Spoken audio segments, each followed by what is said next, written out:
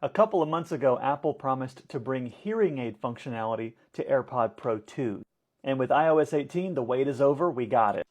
So I'm going to take the hearing test right now, and then we're going to compare the results with my actual hearing test from an audiologist. Okay, so we're just going to put in the AirPods and hit get started, see how it goes. Okay, we're done. It was interesting. It took about 5 minutes. It was a series of beeps and tones at different volumes in one ear than the other. The only difference between that and the audiologist was the audiologist also does speech recognition tests and bone conduction, but otherwise basically the same. Okay, so here's my actual hearing test from the office, and you can see my hearing is not that bad, hovering between 10 and 15 dB until this high frequency loss.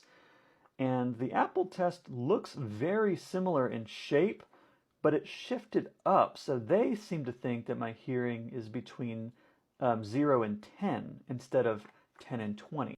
That's not a huge difference, but it is notable. Either there's a limitation with the AirPod Pros, or maybe my audiologist is scamming me into spending money on these hearing aids. Who knows?